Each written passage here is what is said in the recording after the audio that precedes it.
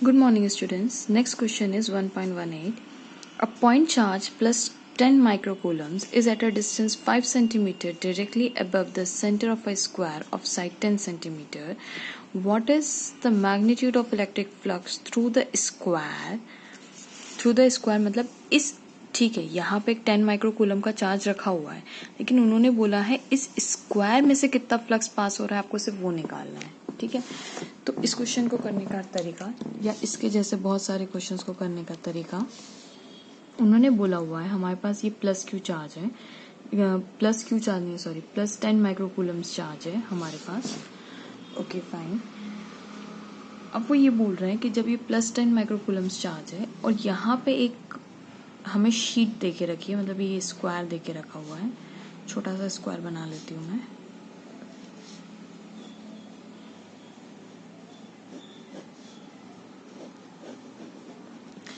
अब उनका कहना है और इसकी साइड कितनी है 10 सेंटीमीटर है, यहाँ से यहाँ तक 10 सेंटीमीटर से. अब वो बोल रहे हैं कि इस वाले स्क्वायर ये जो प्लस रखा हुआ है इसका ये प्लस 10 माइक्रोकूलम्स क्या कर रहा होगा, फ्लक्स निकाल रहा होगा, इसका फ्लक्स चारों तरफ से फैल रहा होगा. तो आपको सिर्फ इसने में से कितना पास हो रहा है वो निकालना है. What is the magnitude of electric flux. तो आप जानते हैं फ्लक्स का जो फॉर्मूला होता है वो दो होता है, नेट फ्लक्स या टोटल फ्लक्स और नेट फ्लक्स अगर बात करें या फिर net flux is equals to Q by epsilon 0, या तो फॉर्मूला आप लगाइए या फिर ई डॉट ए लगाइए, दोनों ही करेक्ट है ना. फ्लक्स के ये दो फॉर्मूले हैं हमारे पास. अब टोटल फ्लक्स इनमें से कुछ भी हम निकाल सकते हैं. हमें क्या निकालना है, टोटल फ्लक्स. हमें चार्ज देके रखा हुआ है तो हम यही वाला फॉर्मूला लगाएंगे, है ना. ये वाला हम नहीं लगाएंगे क्योंकि हमारे पास चार्ज की वैल्यू है. लेकिन क्वेश्चन ये है कि इतने पार्ट में से निकालना है. ये कब लगता है ये वाला फॉर्मूला, ये वाला फॉर्मूला लिख लीजिए. ये तब लगता है जब कोई भी हमारे पास बॉडी हो वो क्लोज बॉडी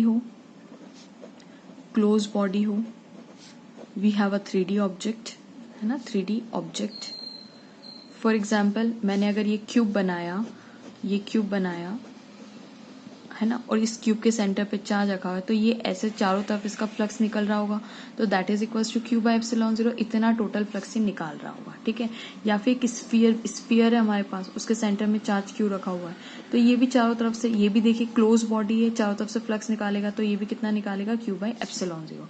हमें ये फॉर्मूला इसके लिए वैलिड नहीं है, तो हम क्या करते हैं, वैलिड बनवा देते हैं. मतलब हम एक इमेजिनरी यहाँ पे क्यूब क्रिएट कर लेते हैं, है ना. इसको कंप्लीट कर लेते हैं, इस वाली बॉडी के शेप को थोड़ा सा कंप्लीट कर लेते हैं.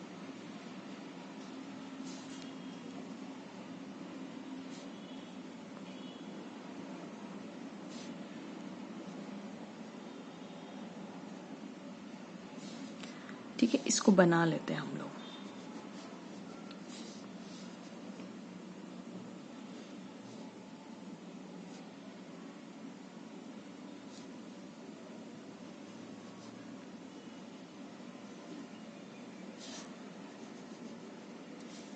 ठीक है, ये हमने देखिए ये इमेजिनरी क्यूब बना लिया है, ये पूरा एक इमेजिनरी क्यूब. और ये चार्ज को मैं थोड़ा सा यहाँ ना रख के सेंटर पे रख देती हूँ, है ना, क्योंकि था भी सेंटर, मतलब सेंटर पे कैसे था, ये 10 माइक्रोकूलम था और यहाँ से यहाँ तक की जो हमें डिस्टेंस देके रखी हुई है ये 5 सेंटीमीटर देके रखी हुई है ना.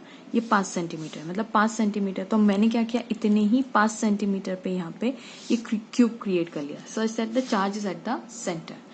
अब ये अगर चार्ज सेंटर पे है और ये यहाँ से यहाँ तक की डिस्टेंस कितनी है, 5 सेंटीमीटर, है ना, थोड़ा सा कट हो गया है, सॉरी फॉर दैट. ये 5 सेंटीमीटर पे. तो अब मुझे पता है कि ये चार्ज क्या कर रहा होगा, ये अपना फ्लक्स निकाल रहा होगा. फ्लक्स कहाँ निकाल रहा होगा, चारों डायरेक्शन में, यहाँ पे भी, यहाँ पे भी, यहाँ पे भी, यहाँ पे भी.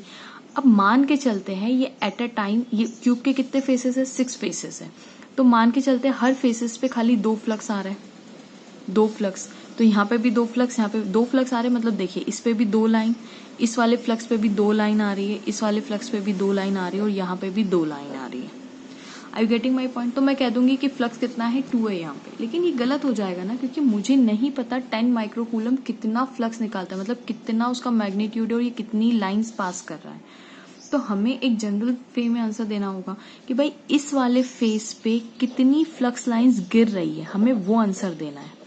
तो हम जानते हैं कि अगर ये क्यूब होल है फॉर द होल क्यूब मुझे पता है एक बात कि फॉर होल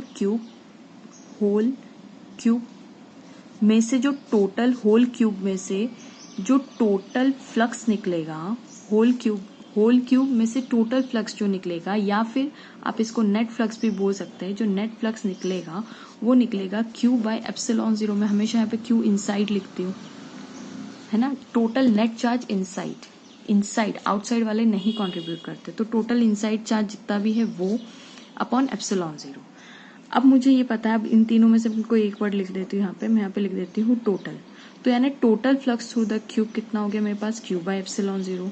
अब ये टोटल फ्लक्स बना कैसे होगा, क्या मैं इसको ऐसा लिख सकती हूँ, टोटल फ्लक्स ये सिक्स फेसेस से मिलके बना हुआ है, तो 6 इंटू सिक्स फेसेस से मिलके ये टोटल फ्लक्स, ये जो फ्लक्स आया ये टोटल 6 फेसेस का ही आया ना। एक फेस, ऐसे क्यूब में 6 फेस होते हैं, तो टोटल 6 फेसेस का flux Q by epsilon zero है।